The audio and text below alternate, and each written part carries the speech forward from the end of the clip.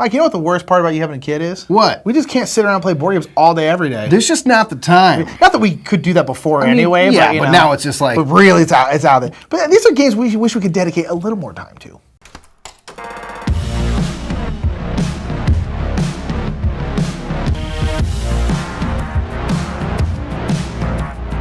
What's up, everybody? I'm Mike. I'm Nick. We are the Brothers Murph, and yeah, we are here to talk about games that we always kind of think of as like lifestyle games. Generally, yes. Games that you can kind of really invest in, play over and over, build your game of your strategic ability up over time, or games that have a ton of content to kind of invest in that we don't typically have as much time for, but if we did, these ones we would dedicate that time exactly to. Yeah, because a lot of, you can't play all the lifestyle games out there, but these ones have a lot of depth, a lot of differences where you can really dive deep.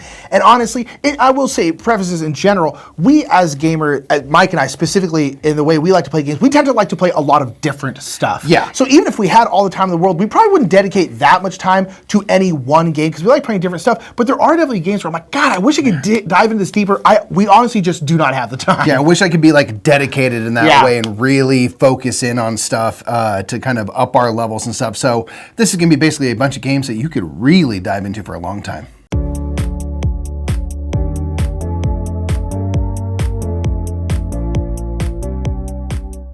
Number 10 is going to be Oathsworne Into the Deepwood. Oathsworne, we actually have all of Oathsworne and all the big crazy minis and stuff. This is essentially a boss battler.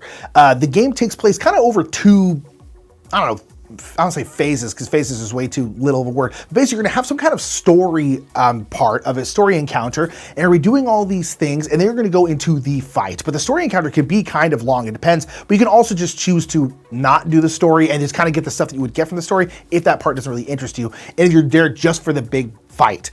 So this is a game where you have these cards and these characters, and the characters are all unique. They all have a different set of cards. They all do different things and are good at certain things, and you are fighting some big monster in the middle of the board. The board is pretty much kind of always going to stay the same in terms of like there's not different like whole scenario boards, because again, it's kind of like a boss battler where these enemies are going to be doing all these different things, and they kind of all again work differently.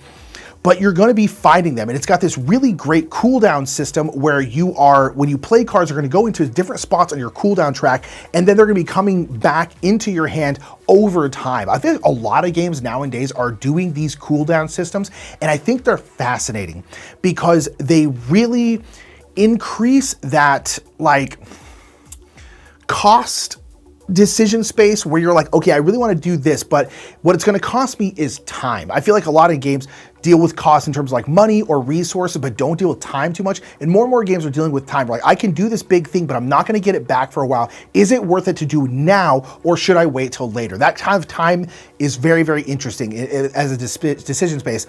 And Oathsworne is really, really good. It's just so much fun. It's so interesting and fun to explore your characters. And something you're going to hear a lot is, I want to explore these factions. I want to explore these characters. And Oathsworne is very much that. It's got big, beautiful miniatures. It's a really cool game, but it's a huge game.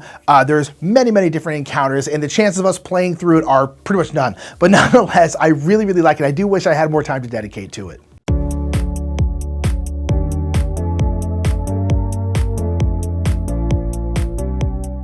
Number 9 is Marvel Champions. This is a game that a buddy of ours who has collected basically everything has shown us a couple times, and we've played, but we haven't taken the dive, taken the plunge. There's a lot of these kind of living card games, and there's so much to explore, so much content to collect, and really, you can kind of keep discovering new things with these games. And it's something that I wish I had time, because there's been these iterations. There's been, Lord of the Rings, the card game, which we played, kind of early on in our board gaming days. Then Arkham Horror, the card game, which I've almost bought. I literally almost bought it the other day. Like, picked it up, the base box. I'm like, maybe. I don't have time for it, and being, realistic with myself, putting it back. Marvel Champions seems to be kind of the newest and the best in terms of streamlining mechanisms that kind of carry across all of these game series, and sets it with superheroes and stuff. And you are balancing fighting this bad guy, but you are having to switch back and forth between your hero self and your alter ego. So you can be Spider-Man sometimes, but eventually you're going to have to go back and be Peter Parker for a minute. And that kind of flipping around and playing those different sides of your persona, I think are really really interesting. This also has a system where you basically are having to discard cards to play cards, and so that is something that is always really juicy, because of course I want to keep all these cards and play them, but you're not going to be able to do that. So what sacrifices do you make?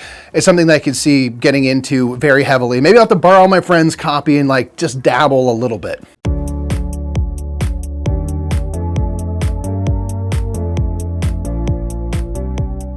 Number 8 is just a cool game, and this is Return to Dark Tower. Return to Dark Tower, you're returning to the Dark Tower. Restoration Games remade the Dark Tower, and the Dark Tower was known for having this big electronic tower in the middle, and this new one turns on the inside and spits out skulls at you and all this different kind of stuff. And you are running these encounters and these kind of campaigns, and that is run by an app. And so it's cool because it's always going to be different. There's always going to be different things. There's going to be different side quests you can go on because it's all integrated with the app. It really uses that kind of app integration in a way that's really outstanding. It's not going to be the only app-driven game you're going to see on here because it's just a cool way to do it.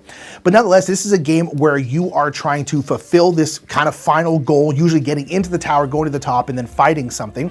But outside of that, you are moving around the main kind of big circle board, trying to deal with corruption, because as this tower is turning and you're dropping skulls into it, these skulls will come out and those will be corrupting the land. So you're trying to deal with that, trying to mitigate all of those things while trying to fulfill these different quests, do some side quests if you want to, and then ultimately win the game. This is a game that I want to dedicate more time to, or really I wish I could, is because it's so cool. It's such a cool gimmick.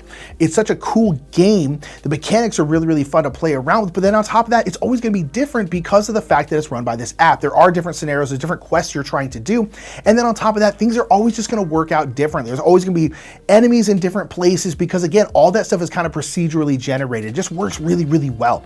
And so this is a game where, like, it's a big game, it's going to be multiple hours, but I just wish I could do it more, you know?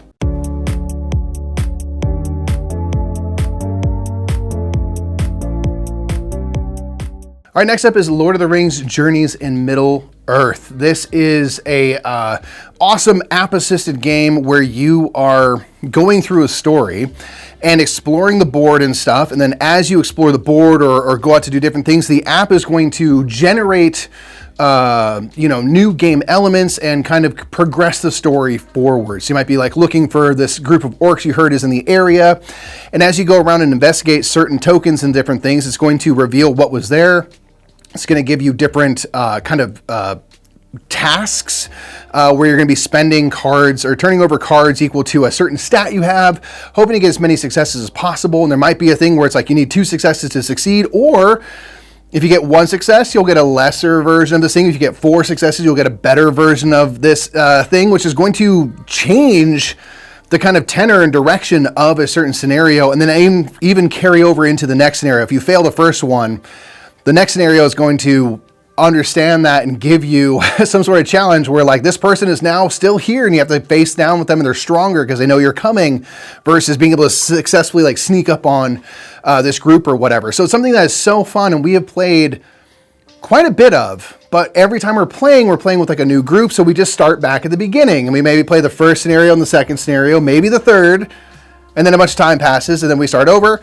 Back at number 1, we play the first scenario, the second scenario, and so on. And the story does change minimally based on how things are going, but it's like we want to get to the rest of the story. We actually want to be able to play through this. And I think the way to get that done is going to be, kind of like a dedicated long weekend or something where we really just dive in.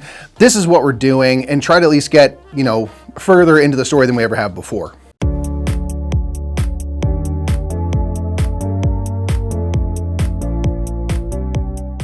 Number 6 is going to be Monster Hunter World, the board game. I'm also going to throw Primal the Awakening here because they're kind of similar in this, and they're kind of very similar games in a lot of ways, although they are different.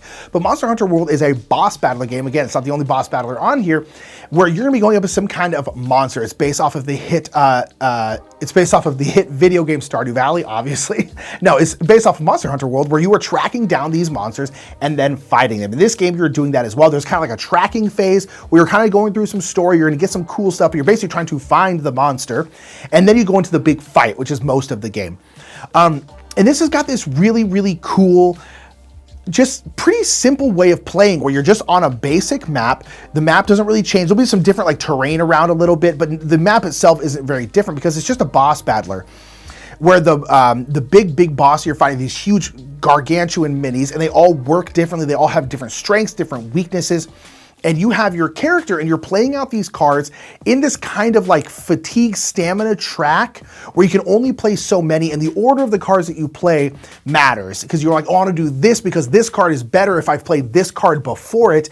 And managing that kind of stamina track is really interesting because every round you're only going to take, I think, 2 cards off that stamina track, not all of them, because you're still a little bit tired from what you're doing because you're swinging around these big old weapons fighting this thing.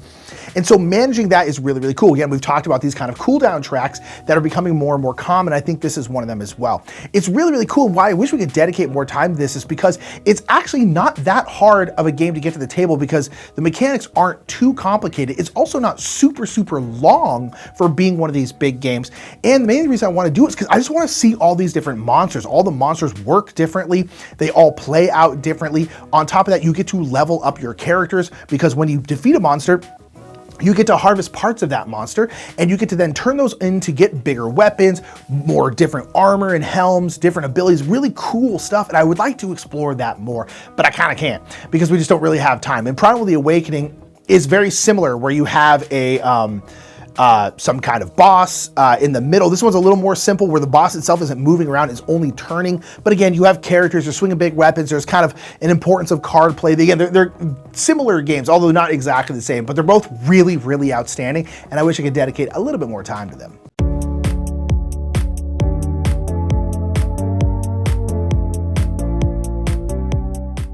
Number 5 is Root. This is a game like a lot of leader games where investing in this game is going to pay dividends later. This is an asymmetric war style game where you are going to have a different animal faction. You're fighting over supremacy in the woods. You want to kind of be the first one to 30 points. And each of your factions are going to have very different ways that they go about scoring those points. And that's where the kind of investment piece comes in is if I'm playing as a Marquis de Cat, I could spend a lot of time just learning how to really work that faction as efficiently as possible. And then I have all these other factions, which, you know, my knowledge from playing will be useful, but like the Erie dynasty work very differently. You're placing cards into this kind of program, so they have kind of a programmed turns and stuff. The Marquis de Cat's fundamentally different. And so this is a game where, like, if we could just sit in and play over and over and over again and try different factions and try different strategies with that faction and try to figure out how do I work this particular puzzle, it would be so satisfying to do. Having the app does make it easier to do this, and they even have tutorials for each faction, which is fantastic as like a starting point. And it's something that I just want to be able to dive deeper into, and maybe with the app I can, but again, where's all the time?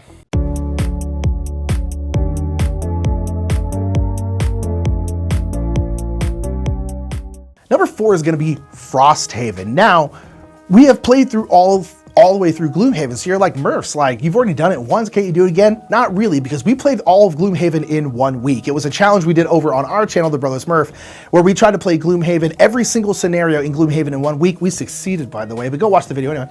But no, so we played every single scenario in Gloomhaven in 1 week, because one of the reasons we thought it'd be a fun, weird challenge to do, but then also because we're like, this is the only way we're gonna play this game. We just don't have the time to dedicate to these kind of legacy campaign games. We just don't. But I really wish we did, because I really like Gloomhaven, and Frosthaven is just going to be better Gloomhaven. It's got, you know, more, Isaac has more design under his belt. There's more time to just work out the kinks. There's, I think a weather system, which I think is really, really cool. And it's just generally bigger, which is cool. I really, really like Gloomhaven, and I would assume I'd like Frosthaven as well. Because again, I like the characters. I like exploring those characters, learning how they work, learning what cards are good, the combinations of cards that you can use. It's just really, really fun. Even though a lot of the scenarios, in my opinion, are pretty darn similar, where you're kind of doing the same thing, especially like, again, especially if you're playing the whole thing in a week, a lot of the scenarios kind of feel similar, but again, they're always fun because you're just fighting it. You're working this character, you're making it work, and you're trying to figure out the best way to do it. And so I really, really wish we had more time to play games like this in general, but Gloomhaven and Frosthaven are definitely at the top of that list.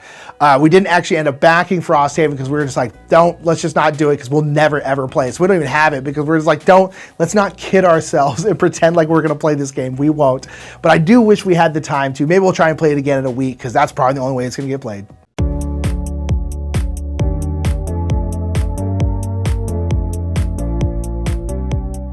Next up is Spirit Island. This is a cooperative game where you are playing as these kind of spirits of this island. Crazy name, I know. And you are trying to drive out these invaders. These invaders are coming into your shores, they're building towns and then cities, and you are trying to produce fear and tear down their cities and drive everyone away in order to kind of preserve this land and the native people that live there, the Dahan, these little mushroom pieces. And this is one that is, again, a lot of these games benefit from this investment because there's so many spirits to play. And they all work very differently. They have different styles, different, direct or indirect ways that they're going to influence the game. And there's so much to explore because not only is each spirit different, but how they kind of work together and what kind of combos you can put together with these two spirits or these three spirits is like a whole nother puzzle. So that is something that, like, this game has infinite replayability to me because there's just so much to mine by figuring out each spirit. You can absolutely dive heavily into each spirit and then really figure them out before you move on to the next one. There's different difficulty levels or kind of, how easy they are to work or how difficult they are to work and stuff. So as you get better at the game, try one of these higher level spirits that are going to be a little more complicated, a little bit. You got to be a little bit more strategic in order to make them effective. So it kind of grows with you as you grow with the game.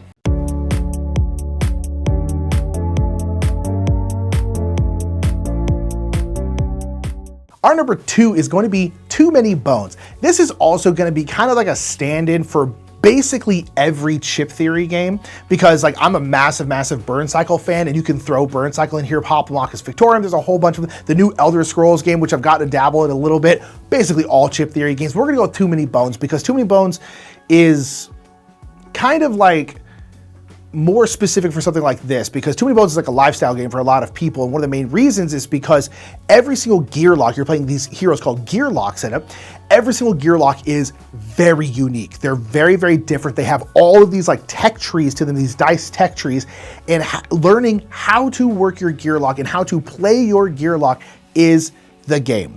You are basically doing a bunch of these little encounters, which are kind of like little fights, and then eventually trying to get to like the big boss and then fight then. But all of the encounters they will have slight differences, slight rule changes, but they're all basically the same. It's just, you're just sitting there fighting and you're working this engine, working this character. But the whole point of Too Many Bones is the fact that you play the character again and again and learn them because they're all unique. They all have strengths. They all have weaknesses, and figuring out how to effectively utilize their strengths and mitigate their weaknesses, especially amongst these various fights where like, oh, this one's going to be bad for my character because of X, Y, Z.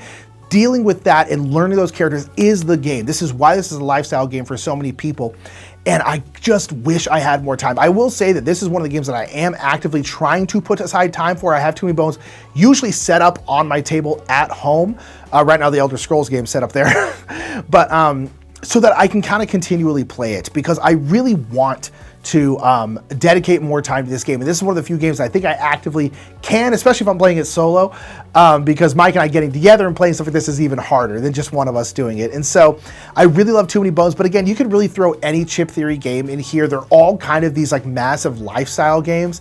And that's why they're successful, is because people who buy them really love them and dedicate so much time to them. And I really wish we could do the same thing, but we honestly just can't. But nonetheless, I love Too Many Bones and chip theory in general.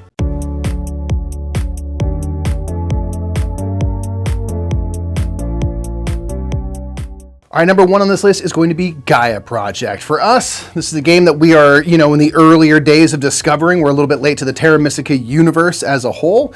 But Gaia Project, really, all the Terra Mystica games for that matter, but it really feels like it gives you everything you need to know to make a strategic game for yourself. At the start of the game, you know what things are going to be valuable in each round, what kind of buildings, what kind of things. You know the end game scoring things you are going for. You know the layout of the map, where planets are next to each other, and then choosing which faction you are going to play as based on this starting information, and then where on the board you begin with your, building or two. Can really set yourself up for success or make it really an uphill battle. And I think that's something that's so cool. And Board Game Geek, by the way, is a fantastic resource if you are getting into Gaia Project and want to up your strategic game. People have made all sorts of spreadsheets about each faction. If you're this faction, you want to open up with kind of these types of moves. It's really been thought through in a lot of really cool ways. And so just know that like something like Board Game Geek is a fantastic resource for all of these games that we've been talking about and kind of how to level up, because there are people who have invested many, many, many hours into these games. And so if you want to kind of get good, as it were, make sure you check out the pages on Board Game Geek and read some of these forums. So those are 10 games that we wish we could just be full bore into. Just get in there, yeah, you know? And some of them maybe we'll get into. I talked about, I'm diving a little bit into Tomb of Bones, really trying to, but it's just so hard. There's so much content, and you could really, again, you can play over and over and over and over and over again. So down in the comments, what are some games, maybe some lifestyle games you already play, or some games you're like, I wish I had the time because I would totally get into this game. Let us know down in the comments below. Yes, please, and we'll catch y'all next time in the next Top 10. Bye, everybody.